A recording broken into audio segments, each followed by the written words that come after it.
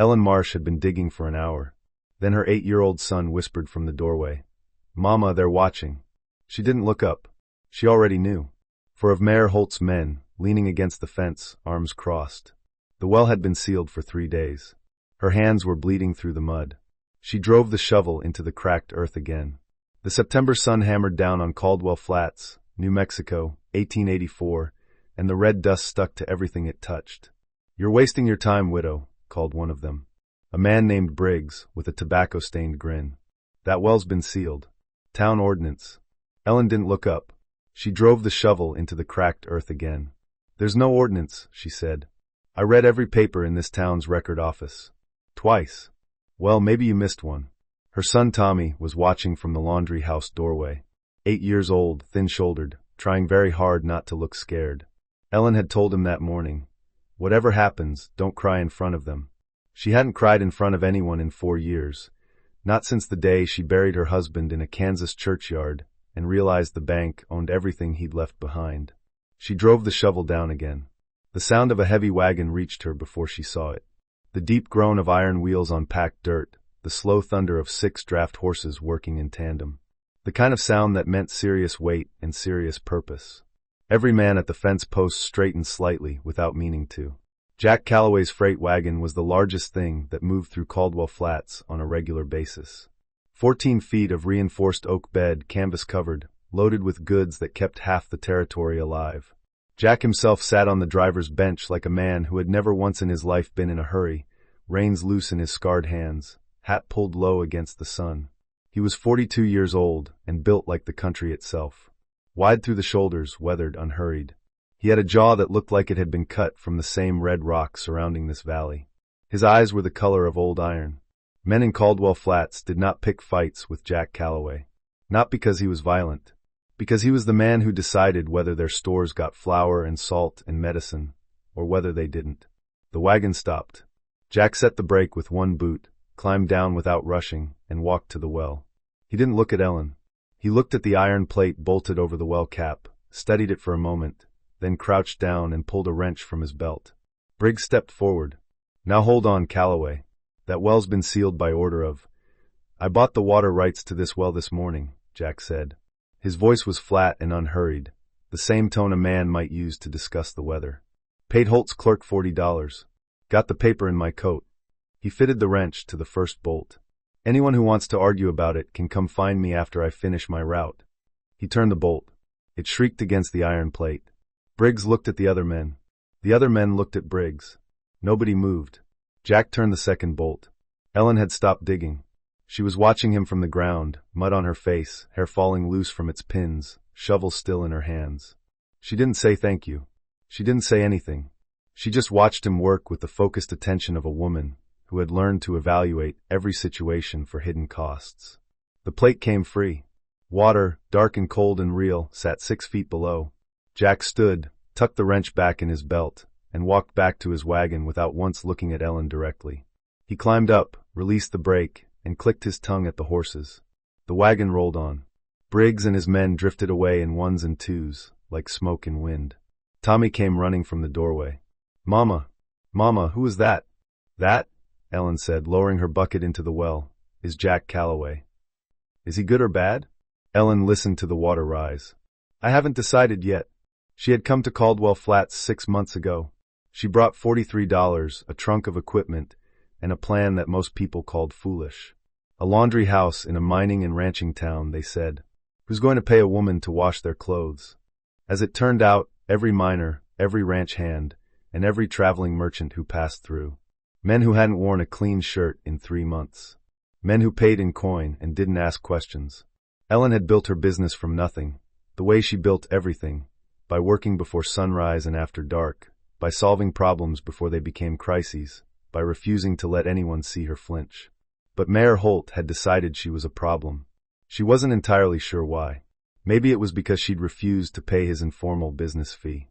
Maybe it was because she'd hired 2 Mexican women from the edge of town when no one else would, and that made certain people uncomfortable. Maybe it was simply because she was a woman running something that worked, and that offended him in a way he couldn't quite articulate. Whatever the reason, the well had been sealed on a Tuesday. By Thursday, she'd been turned away from 2 supply merchants. By Friday, she was digging in the dirt with a shovel. The morning after Jack Calloway opened the well, Ellen went to see him. His freight yard was at the north end of town, a sprawling operation of warehouses, corrals, and loading docks that smelled of horse and machine oil and raw timber. She found him underneath his wagon, doing something mechanical to the axle. "Mr. Calloway." A pause. Then boots scraped against dirt, and he rolled out from under the wagon, looked up at her from the ground. He didn't stand immediately. He just looked at her with those iron-colored eyes, waiting. "I want to know what you expect in return," Ellen said. He sat up slowly, wiped his hands on a rag. "For what?" "For the well. For the $40. Jack studied her for a moment. "Nothing. Men don't spend $40 on nothing." "I spend money on things that seem right," he said. That seemed right. He stood, and she had to adjust her gaze upward. He was taller than she'd registered from a distance. "You need anything else?" Ellen blinked. She had prepared for negotiation, for conditions, for the particular kind of generosity that came wrapped in obligation. She had not prepared for this. "My suppliers have been pressured to cut me off," she said carefully. Jack nodded once, as if this confirmed something he already knew. "I'll handle it. I don't want you to handle it on my behalf without Mrs. Marsh." His voice wasn't unkind, but it was final. "I run the freight line that supplies every merchant in this valley. If they want their goods delivered, they deal with me fairly. That includes dealing fairly with their customers." He picked up his wrench again. "It's not about you. It's about how I run my business." Ellen stood there for a moment, recalibrating. "All right," she said finally. She turned to leave. "Your roof's got a bad section on the east side," Jack said behind her. "Saw it when I came through yesterday. Winter comes early here. You'll want to fix it before October." She turned back. He was already crouching under the wagon again. "Thank you," she said. No answer from under the wagon. Just the sound of the wrench turning. The town watched them the way small towns always watch things that didn't fit their expectations. Ellen felt it every time she walked to the market. The way conversations paused. The way women from the church social turned slightly away. She had been in enough towns to recognize the particular silence of people deciding what category to put you in. The problem was that Jack Calloway didn't fit any category either. He wasn't courting her. He didn't come to her door with flowers or sit in her parlor making conversation. He simply appeared, periodically, in ways that were useful. His wagon parked in front of her laundry house on the days when Holt's men seemed inclined to cause trouble. A cord of firewood stacked beside her back door one morning, no note, no explanation. A bolt of good canvas left on her workbench, the right weight for patching her wagon cover. She left things for him in return. She couldn't help it. A loaf of bread on his driver's bench. His work shirts, which she'd noticed were fraying at the cuffs, mended and returned without comment. A jar of the strong coffee he seemed to live on, left at his freight office with no explanation. Neither of them mentioned any of it. "People are talking," said Rosa, one of Ellen's 2 employees, one afternoon while they worked the mangle together.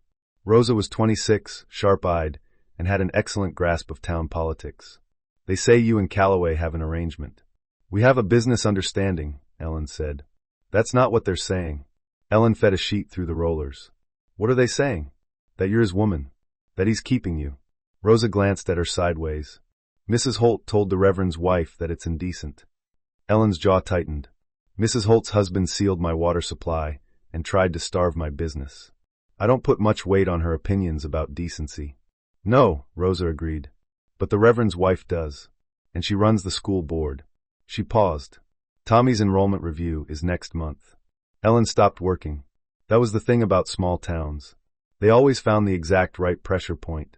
She was still thinking about it that evening when Jack's wagon rolled past and slowed. He didn't stop, but he looked at her through the open laundry house door, and something in his expression asked a question. Ellen stepped outside. "Do you have a moment?" He set the brake. She told him about the school board, about Tommy's enrollment, about the Reverend's wife. She kept her voice level and her hands still, the way she always did when she was frightened. Jack listened without interrupting, his forearms resting on his knees, hat pushed back slightly. When she finished, he was quiet for a moment. "Reverend Marsh," he said. "Any relation?" "My husband's uncle. He's the one who told us there was opportunity here." She paused. "He died before we arrived. I didn't know anyone." Jack nodded slowly. "The Reverend's wife needs a new organ for the church." She's been asking the town council for 2 years. They keep telling her there's no money. He picked up his reins. I'll see what I can do. Jack. She used his first name without planning to. I don't want Tommy's place in school bought. He looked at her directly then, and it was the longest he'd ever held her gaze. I'm not buying anything, he said. I'm removing an obstacle. There's a difference. He released the brake, and the wagon moved on. Ellen stood in the doorway and watched it go, and felt something shift in her chest that she didn't entirely trust. The organ arrived 2 weeks later on Jack's freight wagon, a beautiful instrument from a maker in St. Louis, packed in 3 crates and wrapped in oilcloth. The Reverend's wife stood on the church steps with her hand over her mouth. The whole town came out to watch it be unloaded. Jack supervised the unloading with his usual economy of movement and expression. When it was done, the Reverend's wife took his hand in both of hers and said something to him quietly. He nodded once and walked away. Tommy's enrollment was confirmed the following morning. Ellen was measuring soap at her workbench when she heard the news from Rosa. She set down her measuring cup very carefully and looked at the wall for a moment. You all right? Rosa asked. Yes, Ellen said. I'm fine. She wasn't fine. She was something more complicated than fine, something that involved gratitude and wariness and a warmth she kept trying to talk herself out of. Jack Calloway was not a man who made things easy to understand. He didn't explain himself. He didn't ask for acknowledgement. He simply moved through the world solving problems with the same quiet efficiency he applied to everything, and somehow her problems had ended up on his list. That frightened her more than Holt's men ever had. She went to the freight yard that afternoon. He was loading crates, working alongside 2 of his men, and he didn't stop when she arrived. She waited until the crate was secured, then said, The organ was too much. It was the right price, he said, moving to the next crate. Jack. He stopped. Why? She asked. And I want the real answer, not the business one. He set down the crate. His men found reasons to be elsewhere. Jack turned to face her, and for a moment he looked like a man trying to find words in a language he didn't speak fluently. My wife died 7 years ago, he said finally. Fever. We had a daughter. She died the same winter, 2 months later. He said it the way men said things they had said to themselves many times, worn smooth by repetition. After that I just ran freight. Didn't see much point in anything else. Ellen waited. You came here with a kid and $40 and you built something, he said. You didn't ask anyone for help. You didn't complain. You just worked. He picked up the crate again. I've been running freight through this territory for 12 years. I've seen a lot of people come through. Most of them quit. He looked at her steadily. You're not going to quit. No, she agreed. I'm not. That's why, he said, and went back to loading. October came in cold and fast, the way Jack had warned her it would. The first hard frost hit on a Thursday night, and by Friday morning Ellen's east roof section had developed a leak that dripped directly onto her best mangle. She was up on the roof herself, in the gray pre-dawn, trying to nail down a patch of canvas, when she heard boots on the ladder. Jack came over the edge of the roof with a bundle of cedar shingles under one arm and a hammer in his hand. He looked at her canvas patch, looked at the roof, and said nothing. He simply started working. They worked side by side in the cold morning air, their breath making small clouds, the town still quiet below them. Ellen handed him nails when he needed them. He worked fast and clean, the way he did everything. You don't have to do this, she said. I know. I could have managed. I know that too. She handed him another nail. You're an infuriating man. So I've been told. He drove the nail home with 3 clean strokes. You're not easy either. Ellen almost smiled. No, I'm not. They finished the roof as the sun came up over the red rock ridges, painting everything amber and gold. Below them, Caldwell Flats was waking up, smoke rising from chimneys, the distant sound of the mine starting its morning shift. It's beautiful, Ellen said, before she could stop herself. Jack looked out at the valley. Yes, he said. It is. They climbed down. At the bottom of the ladder, they were briefly close, the way the geometry of ladders made unavoidable. Ellen could smell machine oil and cold air, and something underneath that was simply him. She stepped back. Coffee, she asked. I've got a run to make. After. He looked at her for a moment. After, he agreed. The trouble with Holt didn't end with the well. In November, he filed a complaint with the Territorial Land Office claiming Ellen's laundry house was built on a disputed property line. It wasn't, and she had the deed to prove it, but the process of proving it required a hearing in the county seat, 3 days' ride away, and in the meantime Holt's men began parking a wagon in front of her door to block customer access. Ellen stood in her doorway on the first morning and looked at the wagon. Then she went inside and sent Tommy to the freight yard with a note. Jack arrived within the hour. He drove his own wagon directly up to Holt's blocking wagon, positioned it at an angle, and effectively created a loading dock situation that made it impossible for Holt's wagon to stay without looking like it was waiting for freight. Then he climbed down, walked into Ellen's laundry house, and sat at her work table with a cup of coffee like a man with nowhere else to be. Holt's men waited outside for 2 hours. Then they moved the wagon. "He'll try something else," Ellen said. "Yes," Jack agreed. "I can't keep asking you to. You didn't ask." He wrapped both hands around his coffee cup. "I came." Ellen sat down across from him. In the 6 months since she'd arrived in Caldwell Flats, she had not sat down with anyone like this, just sat, without working, without managing something. It felt strange and necessary at the same time. "Tell me about your daughter," she said quietly. Jack was still for a moment. Her name was Clara. She had her mother's eyes. He looked at the table. She was 4 years old. "I'm sorry. It was a long time ago." He looked up. "Tommy's a good boy." "He is." Ellen felt the familiar tightness in her chest that came with thinking about Tommy, about how much depended on her getting this right. "He's the reason I don't quit." "I know. He deserves better than what I've been able to give him." "He has a mother who gets on a roof at dawn to fix a leak," Jack said. "That's not nothing." Ellen looked at him. In the thin November light, with the sounds of the laundry house around them, the steam and the soap and the distant clank of the mine, she felt something she hadn't felt in 4 years. Not safe, exactly. She had stopped believing in safe. But something adjacent to it. Something that felt like the possibility of safe. "Holt's going to keep pushing," she said. "Let him push." Jack set down his cup. "I've been running freight in this territory since before Holt was mayor. Every merchant in this valley depends on my routes. He knows that." He stood. "He'll find a limit. And if he doesn't..." Jack picked up his hat. "Then I'll find it for him." The limit came in December, at the Christmas market. The whole town turned out for it. Stalls along the main street selling food and goods and handmade items, the church choir singing, children running between the adults' legs. Ellen had a stall selling pressed and folded linens, and Rosa and her sister were helping. Tommy was somewhere in the crowd with the Reverend's children, and for the first time in months Ellen felt something close to normal. Then Holt arrived with 3 men from the county land office. They came to her stall with papers, official-looking, stamped, the kind of papers designed to intimidate. Holt's voice was loud enough to carry. "Mrs. Marsh, I'm afraid we have a problem with your property documentation. These gentlemen are here to discuss the matter of your business license."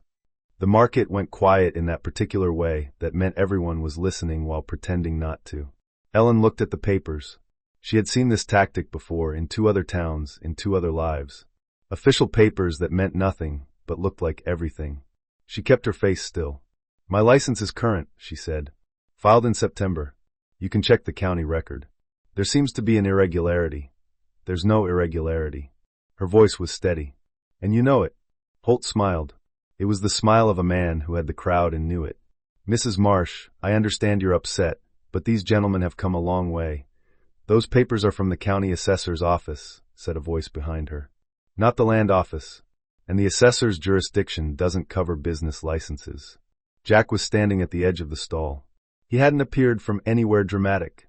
He was simply there, the way he was always simply there, in his heavy coat with his hat in his hand, looking at the papers in Holt's grip with the calm attention of a man who had read a great many documents in his time. "I beg your pardon?" Holt said. "The stamp on the top document is the county assessor. Business licenses fall under the Territorial Commerce Office." Jack looked at the men from the county. "Gentlemen, I know your supervisor. I've been hauling freight to your office for 8 years. I'd hate to have to mention that you were used to harass a legitimate business owner on a false jurisdictional claim." The men from the county looked at each other. The market was very quiet. Holt's face had gone a particular shade of red. "Calloway, this is none of your... Mrs. Marsh's business is a customer of my freight line," Jack said. "That makes it my concern." He looked at Holt with those iron-colored eyes, and something in his expression made 2 of Holt's men take a small step back. "Is there anything else?" Holt looked at the crowd. The crowd looked back at him. The Reverend's wife was watching from 3 stalls away with an expression of careful attention. The merchants who depended on Jack's freight routes were watching. The miners who used Ellen's laundry were watching. Holt folded the papers and put them in his coat. "We'll continue this another time," he said. "Whenever you're ready," Jack replied. Holt walked away. His men followed. The market noise slowly resumed, but it was different now, warmer, with a current of something running through it that felt like a verdict. Tommy appeared at Ellen's elbow. "Mama, did Mr. Calloway just—" "Yes," Ellen said. "Is he going to be in trouble?"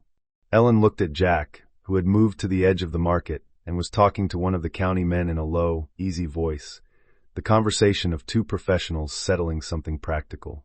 "No," she said. "I don't think so." That evening, after the market closed and Tommy was asleep, Ellen walked to the freight yard. Jack was in his office, a small room attached to the main warehouse, doing accounts by lamplight. He looked up when she came in. "You didn't have to do that," she said. "I know. You keep saying that. It keeps being true." Ellen stood in the doorway. The lamp made the room warm and small. Outside, the December wind was picking up, rattling the warehouse walls. "I don't know how to do this," she said. "I don't know how to let someone help me without waiting for the cost." Jack set down his pen. "What did your husband do?" The question surprised her. "He was a good man," she said carefully. "He worked hard.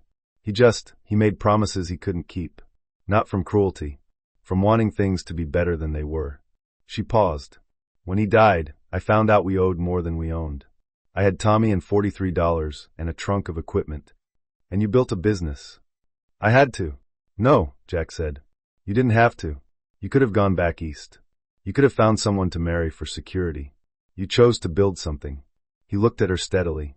"That's not the same as having to." Ellen felt the back of her throat tighten. She had not thought of it that way. She had spent 4 years thinking of it as survival, as necessity, as the only option.